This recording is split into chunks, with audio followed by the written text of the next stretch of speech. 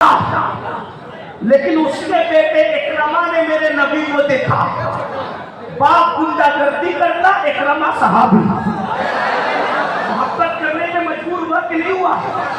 نبی کو بتا دو، نبی کو پڑھ کے سنا دو نبی کیسے تھے، لوگ محبت کرنے میں مجبور ہو جائیں گے۔ ایک بات کہوں، مخالفت میں نہیں کہہ رہا ہوں، سمجھانے کے لیے کہہ رہا ہوں، بائنر پر آئے لاؤ لکھنے کی بجائے کردار سے آئے لاؤ لکھنا شروع کرو۔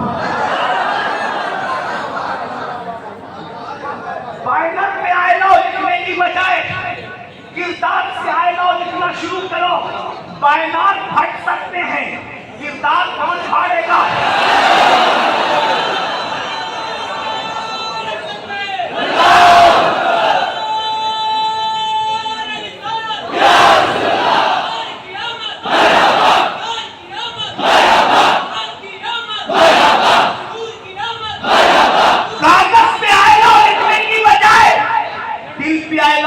شروع کرو۔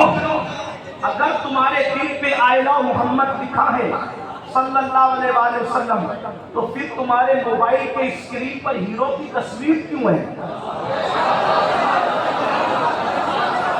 دعویٰ والو بہت معافی کے ساتھ، کوئی مقرر کو نہیں بلایا، یہ سید اسلم میاں صاحب نے سید ظفر میاں کو بہکایا اور غلط فہمی میں مقرر سمجھ کر مجھے بلایا گیا۔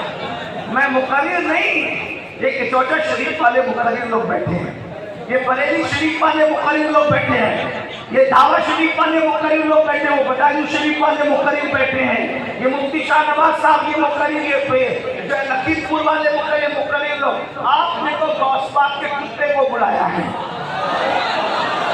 اس لیے میں تقریر نہیں بلکہ دل جلی بات کرنے لگا ہوں۔ اگر تمہارے دل پر نام مصطفیٰ لکھا ہے تو تمہارے موبائل کی اسکرین پر ہیرو کی تصویر کیوں ہے؟ اگر تمہارے دل پر نام محمد لکھا ہوا ہے تو تم حجام کی کرسیوں پہ بیٹھ کے داڑھی کیوں مڈاتے ہو؟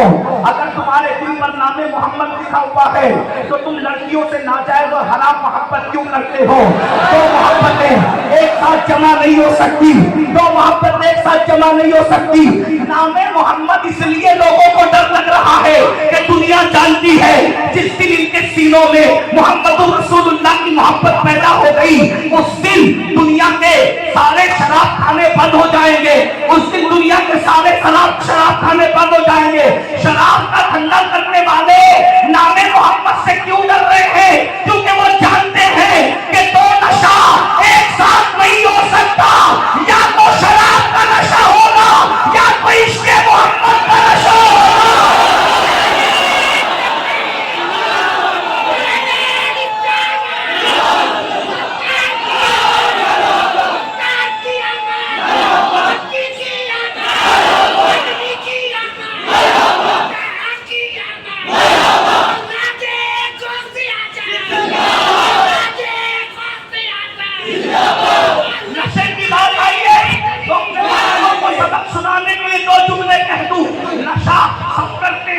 نشے کا بائیکاٹ بھی سب کرتے ہیں، لیکن آج بھاوا کی خانقاہ میں میں نشہ کرنے کا اعلان کرنے لگا ہوں۔ آؤ آؤ، نشے دو طریقے کے ہوتے ہیں۔ ایک نشہ کا عملی کا عالم یہ تھا کہ اس ماحول میں بھی اس خاتون کو طیبہ اور طاہرہ کے لقب سے جانا جاتا تھا۔ اس خاتون کا اور کیا نام تھا؟ کیا ہو بھی سکتا تھا؟ اسی خاتون کو جس کا لقب طیبہ اور طاہرہ تھا، اسی خاتون کو ہم ام المومنین سیدہ خدیجہ الکبریٰ کے نام سے جانتے ہیں، جن کی محبت کے تار بھائی محمد علی فیضی نے چھیڑا ہے۔ اب اسی اپنی کی بارگاہ میں خراج تحسین پیش کرنے لگا ہوں۔ اتنی مالدار تھی کہ پورے مکے والے تاجر مل کر کے اپنا مال تجارت جتنا لے کر کے جاتے تھے، سب پورے مکہ کے تاجروں کا مال جتنا ہوتا تھا، اکیلے سیدہ خدیجہ کا مال اس سے 9 گنا زیادہ ہوتا تھا۔ اتنی مالدار تھی، بلا مبالغہ میرا اپنے آئے کے جملے کا ذمہ دار ہوں، سیرت کی کم سے کم 50 کتابوں کا اتنے مجموعہ نچوڑ کر اپنے الفاظ کے جامع میں پیش کر رہا ہوں۔ خدیجہ کا ایک اونٹ جو ہے اب اس کے گھر کی چوکھٹ پہ ہوتا تھا، آخری اونٹ مکے کی سرحد کے پار کھڑا رہتا تھا۔ اتنی بڑی مالدار تھی اور بڑے بڑے رئیس نکاح کرنا چاہتے تھے، مگر 2 بار بیوہ ہو چکی تھی، خوبصورت بھی تھی، मालदार भी थी, पाक दामन भी थी, नेक परहेजगार मुतकिया बहुत थी, बहुत परहेजगार थी। ऐसे में मक्के के ताजिर उनका माल खा जाते थे, गड़बड़ी कर देते थे। खदीजा को फिक्र रहती थी कि मेरा माल बचे कैसे।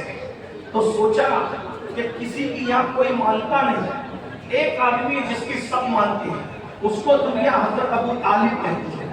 हजरत अबू तालिब को अपने घर बुलाया और बुला करके कहा, ए मक्का के सरदार, मेरा माल ये ताजिर लोग खा जाते हैं, मेरे माल की हिफाजत करो। फरमाया कोई बात नहीं, मैं अब इनको तेरा शरीके तिजारत बना दूंगा। का मक्के में माल महफूज कर दिया 1 सेकंड में। यमन में कौन बचाएगा, शाम में कौन बचाएगा, वो भी आसान है। का कौन बचाएगा, किसी नेक ताजिर को तेरे साथ कर दूंगा, वो तेरा माल बचाएगा। का ना, मुझे किसी पे भरोसा नहीं। अलबत्ता मैंने देखा नहीं है, सुना है कि तेरा भतीजा है, उसका नाम मोहम्मद है। लोग मक्के वाले उसको सादिक और अमीन कहते हैं। तो क्या मेरा माल तिजारत वो लेके जाएंगे? का नहीं, क्योंकि वो मजदूरी को पसंद नहीं करते, वो मजदूर नहीं, मजदूरी को पसंद नहीं करते। अलबत्ता मैं जानता हूं कि वो कैसे राजी होंगे। ठीक है, मैं उनको मना लूंगा। वो घर गए, नबी के चचा जान घर से आने के बाद आका से कहते हैं, बेटा तुमको खदीजा का माल लेके जाना है। चचा आप जानते